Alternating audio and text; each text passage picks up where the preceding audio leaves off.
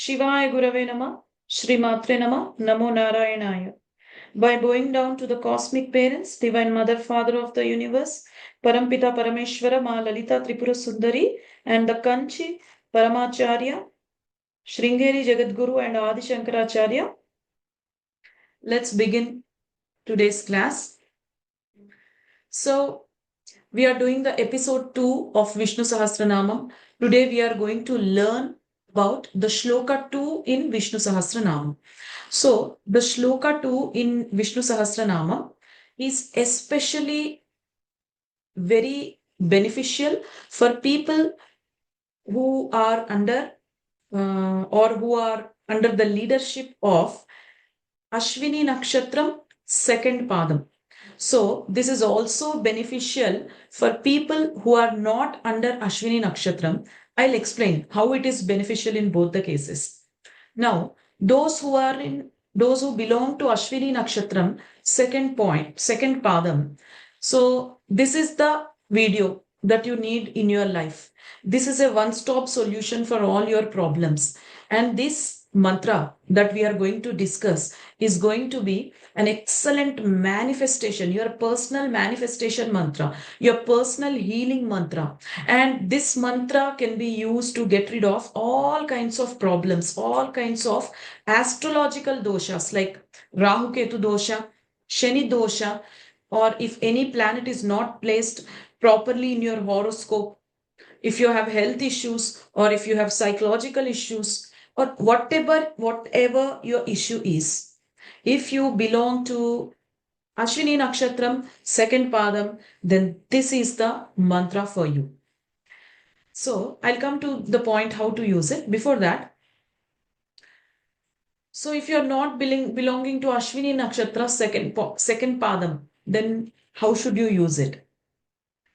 If you're not belonging to Ashwini Nakshatram, second point, then when this shlokam comes in the Vishnu Sahasranamam, you have to bring the essence, the meaning of that shloka and contemplate on it. That's all you will need to do. You just remember or remind yourself the meaning of the shloka that I'm going to explain, and it is going to be super duper beneficial for you also. Now, if you belong to Ashwini Nakshatra second Padam, then how should you use this? Now, there are 3 procedures you can use this. First one is, you have to recite the entire Vishnu Sahasranamam. After that, you can recite this particular shloka for 27 times. I have provided the link of the pronunciation of this shloka in the description box. Okay. Next thing, that is first thing. Second thing, if you do not have time to read the entire Vishnu Sahasranamam, then chant this shloka for 108 times. You can chant either with a Rudraksha mala or a Tulsi mala, or you can simply meditate by heart the shloka and meditate on it, or use the audio that I'm providing in the description box. Just play it in a loop continuously for 4 times and it will count to 108 times because I'm chanting 27 times in it. And if you play it in a loop for 4 times, it will become 108 times. Third procedure of using this shloka is make it a part of your breath. Those who belong to Ashwini Nakshatram second Padam, make this shlokam a part of your system. How do you do that? Whatever you are doing, whether you are cooking, whether you are washing clothes, whatever you are doing, whether you are in a shopping, wherever you are, whatever you are, just keep this shloka running in your mind, in your heart. And you have no idea the amount of purification that it performs to your soul, your mind, your heart, and your aura and chakras. This is such a phenomenally incredible, powerful mantra. So, Ashwini Nakshatram, second Padam, all those belonging to Ashwini Nakshatram, second Padam, you can use any of these 3 methods. Either recite it 27 times after Vishnu Sahasranamam, or recite it 108 times using a mala or meditate on it, or make it a part of your breath. Making a part of your breath means reciting it continuously, like intensively. That is called making a part of your breath. Now, let's come to the shlokam. What is the shlokam? And let's look at the meaning of the shlokam, because you need to know the meaning of the shlokam to contemplate on it. It's so beautiful. Let's go to the meaning of the shlokam. So first the shlokam is Bhutatma Paramatma cha Muktanam Paramagatihi Avyayah Purushah Sakshi Kshetrajnokshara eva cha. I'm reciting once again. Bhutatma Paramatma cha Muktanam Paramagatihi Avyayah Purushah Sakshat Kshetrajnokshara eva cha. Bhutatma Paramatma cha Muktanam Paramagatihi Avyayah Purushah Sakshi Kshetrajnokshara eva cha. See this mantra. I'm also giving it in the description box. Just have a look. So first name, Putatma. What is Putatma? In Sanskrit, Putatma means Pavitra Atma. Which Atma is called as Pavitra Atma? There is a clear-cut definition for everything in Sanskrit. It is just, these things are not just said like that, randomly. There is a clear-cut definition. Which Atma is called as Pavitra Atma? Now, in order to understand this, we need to try to understand the shloka that we have understood in the last episode. In episode 1, we understood that Vishnu, in the first slokam, it says, Vishnu is the one who is the creator of the Panchabhutas, who is the creator of all objects of Panchabhutas. He is in Panchabhutas. He is in Panchabhutas, as Panchabhutas, operating through Panchabhutas, and he is the creator of the Panchabhutas. That's the meaning. So, when he is involved in these many things about Panchabhutas, are any vikaras of Panchabhutas touching him? That is the question. So he is untouched by the vikaras of the Panchabhutas. Someone who is untouched by the vikaras of the Panchabhutas, that person will be called as Putatma. Again, let's look at what are the vikaras of Panchabhutas. Deformity, disease, abnormality, distortion perceived due to ignorance and ignorance. These are the vikaras of Panchabhutas. Although Sri Mahavishnu is operating, he has created the Panchabhutas and he is in the Panchabhutas, he is untouched by the vikaras of the Panchabhutas. That is what this name is saying, Putatma, the one who is untouched by the vikaras of Panchabhutas. So beautiful. Next, Paramatma. Putatma Paramatma cha Muktanam Paramagatihi. Isn't it? Putatma, after that Paramatma came. So Paramatma, again we have a definition. Who is Paramatma? The one who is omniscient, omnipresent, omnipotent, eternal and unchanging.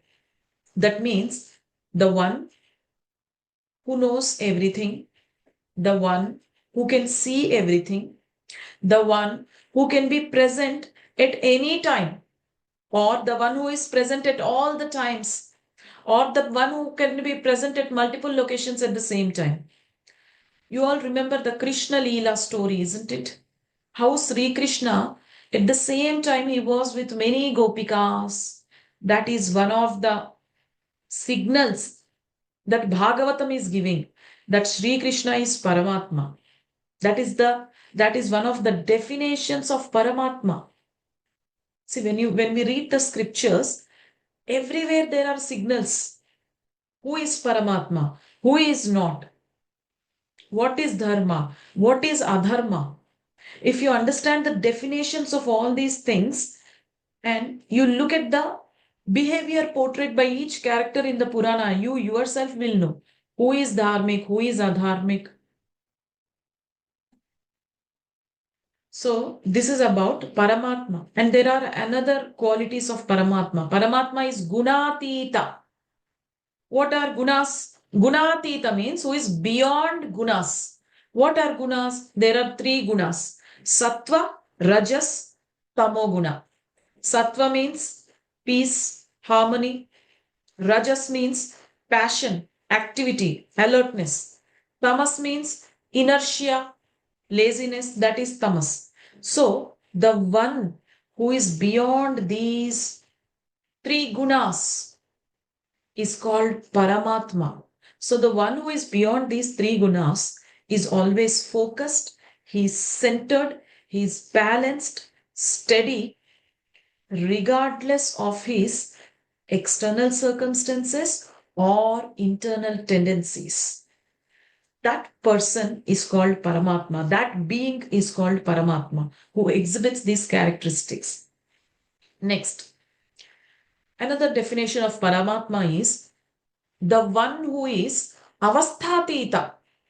What is Avasthatita? Who is beyond Avasthas? Okay, fine, he is beyond Avasthas. What is Avastha?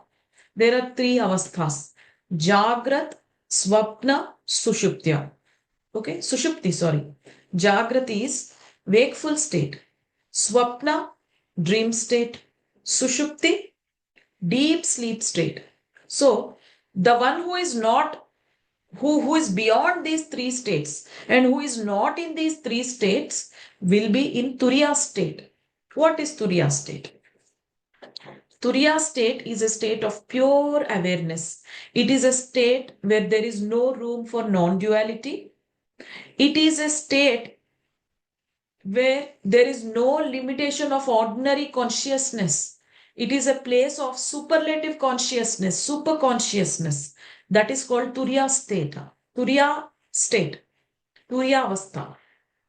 So if a person is not in Jagrat, Swapna, Sushuptya avastha, then he will be in Turiya state. So that is the state of Paramatma.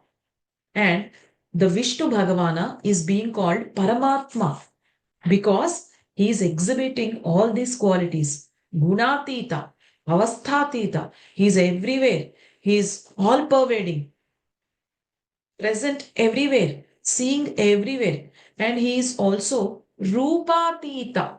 What is Rupatita? Rupam is form. Rupatita, he is beyond form. Why am I saying that he is beyond form? I'm saying that Rupatita means beyond form and beyond identity. Upanishads are saying Paramatma is there in everyone. Then what identity can you give him? My name is Lakshmi. Do you call him Lakshmi? Somebody's name is Kamakshi. Do you call him Kamakshi? Someone else's name is Ritu. Do you call him Ritu? Then who is he? He has no particular identity, no particular name. And that is called Rupatita. Next. He is beyond form and shape. He is in ant, he is in lion, he is in tiger, he is in elephant, he is in you, he is in me. Which form is his form then? So, he is in every form, he is in everywhere, and he is beyond all these things also. So, that is the definition of Paramatma. So, the Vishnu Sahasranamam is calling him as Paramatma, is a clear-cut indication that he possesses all these qualities. So coming to the next name after Paramatma, Bhutatma Paramatma cha Muktanam Paramagatihi. Muktanam means people who get moksha. Paramagatihi, that is the place they go. Muktanam Paramagatihi means he is the place where people who attain mukti reach. He is the final destination of enlightenment. That is the meaning of Muktanam Paramagatihi. Means he is the final destination of enlightenment. That means wholeness. He is the final destination of wholeness, completeness. That is called Muktanam Paramagati. Okay. Next, Avyayah. Next name is Avyayah. Putatma Paramatma cha Muktanam Paramagati. Avyayah Purushah Sakshi Kshetra Gnokshara eva cha. Avyayah. So Avyayah, this word has so many meanings. Let's go one by one. The first meaning says that one who doesn't have any decline or any decrement or any decline. That is called Avyaya. So this represents the wholeness of Sri Mahavishnu, completeness of Sri Mahavishnu. Avyaya. Next, the next meaning says, the one which when attained, there is no question of falling back again. That is called Avyaya. What is it referring to? It is referring to the point that when you attain mukti, there is no question of again getting stuck in the cycle of birth and death. That is what this word Avyaya is essentially saying here. You reach Narayana, you never come back to the birth and death cycle. That is what is being mentioned here. Avyaya. Next, Avyaya also means that he is beyond genders. He is neither male, he is neither female or any other gender. He is beyond these three lingas, three genders. He is beyond singular and plural. Is he one or many? He is beyond all these things. Because Upanishads are saying both these things. Upanishad is saying Ekam eva dvitiyam. He is the only one. And there is no second thing other than him. Is what Upanishad is saying through Ekam eva dvitiyam. Upanishad is also saying Sarvantaryami. He is everywhere. That means saying both things. If one is correct, the other one is not correct. That means he is beyond singular or plural. Avyaya means someone who is beyond singular or plural. Next. So these are the meanings of Avyaya. The next name of Sri Mahavishnu is Purushaha. Even Purushaha has so many meanings. Purushaha, many people get confused with the name Purushaha, thinking that it means male. But no. As per Sanskrit, it has so many other things, spiritual meanings I'm talking about. So Purushaha means Purnatvat Purushaha. Purnatvat Purushaha means the one who is complete is called Purushaha. Next Upanishads are also saying Asit Pura Purvameva means the one who is existing before time and space, and the one who is existing even before the creation itself. That is called Purushaha. Asit Pura Purvameha Purnatvat Purushaha. These are the meanings. Next, the one who is residing in Puram is also called Purushaha. What is Puram?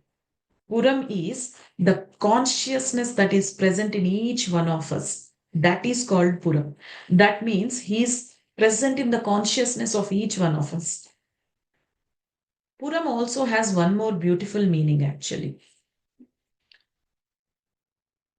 He is the tattva that is present in a person of supreme talent.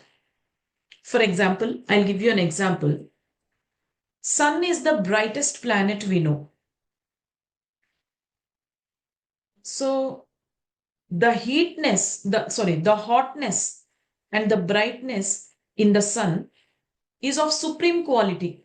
There is nothing greater than the brightness of sun, and there is nothing greater than the hotness of sun. So that brightness and hotness, which are the supreme qualities of sun, is Vishnu, is Sri Mahavishnu. That is called Purushaha. Or let me give you a day-to-day example. Suppose we have a superlative artist, world famous artist. He is having the superlative skill, and the tattva of that superlative skill is called Purushaha. Or we have a painter. He's a world famous painter. World famous painter. The painting, the highest form of the painting capability that the person is holding, that is Purushaha. So, Purushaha also have this meaning. That means the supreme quality and excellence in any tattvam or field, that is called Purushaha. Purusha also means one more thing. The one who gives you the best results, the one who gives you the highest results, highest benefits, highest things. What is that highest thing, the highest benefit, the highest result? Is it money? Is it health? Is it fame? Yes, some of you have guessed it correctly. It is the enlightenment, the moksha. That is the highest form of a gift or a fruit that Paramatma can give you. So he is the one who can give you mukti also. Next thing.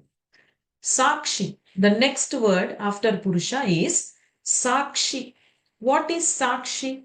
Sakshi. Akshi means viewpoint. Drushti. That is Sakshi. So Sakshi means Samagra Drushti. Samagra Jnanam. That means complete viewpoint, complete knowledge. There is no depth in his knowledge. I'll tell you one thing. For example, if I am saying that I am speaking truth, what does it mean? What I consider as truth I am speaking. Is it universally true or not? That is a question mark. That depends on the spiritual maturity of my soul. That depends upon the spiritual maturity of my consciousness. So if I'm saying that I am speaking the truth, it means what I consider as truth I'm saying. It's not wrong. What I consider as truth I'm saying. But when Sri Mahavishnu says that he is saying the truth, it is not what he is considering as truth. It is a cosmically accepted truth, universally accepted truth that is coming from a complete knowledge and complete viewpoint. I hope you got the meaning of Sakshi. We have another beautiful meaning of Sakshi also. The one who casts a merciful and protective glance at you. That is also called Sakshi. So there are two meanings here. One is the one who casts a merciful and protective glance at you, and the one who has a complete knowledge, samagra drishti, samagra jnanam. That is called Sakshi. Next. Kshetrajnokshara evacha. This is the next name.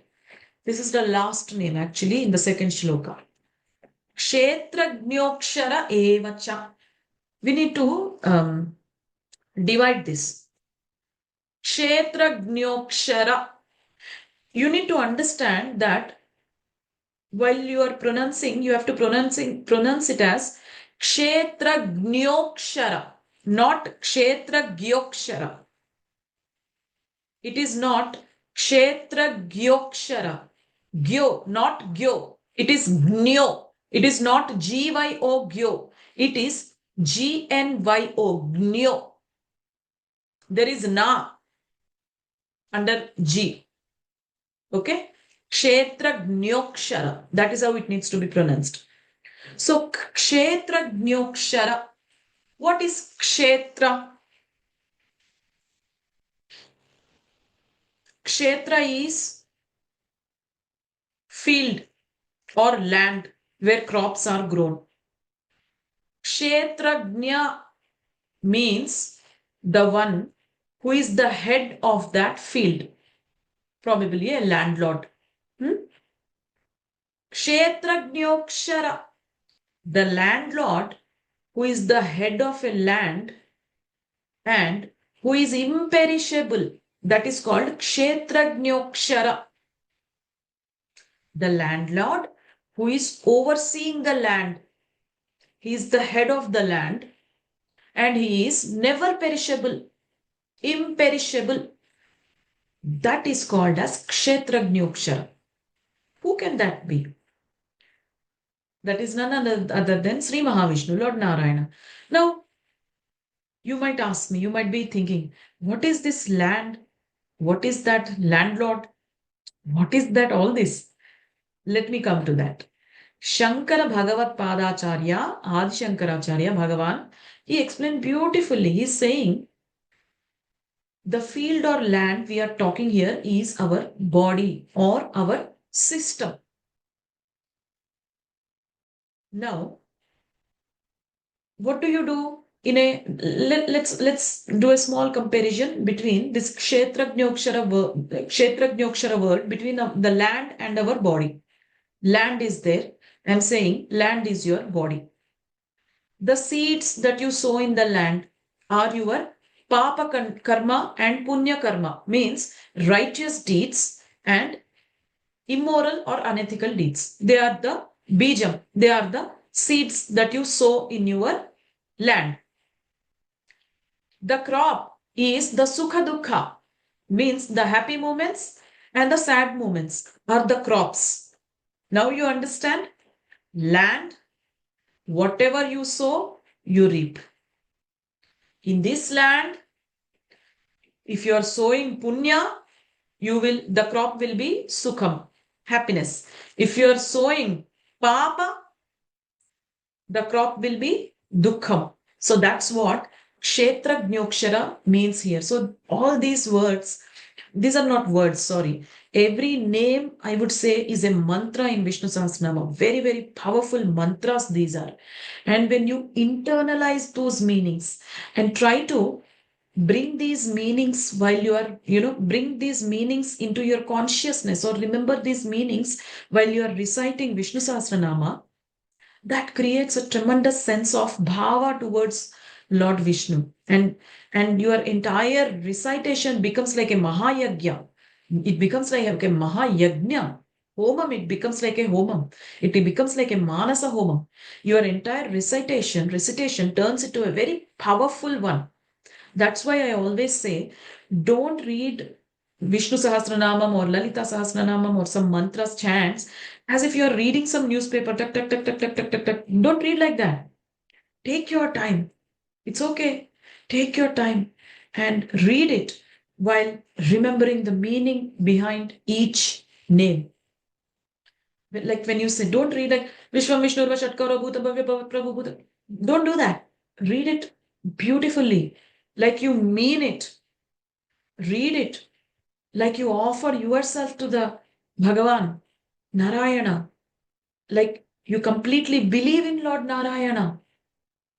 Recite it, read it, as if he's there in front of you, as if he's listening in front of you, as if he's sitting in front of you.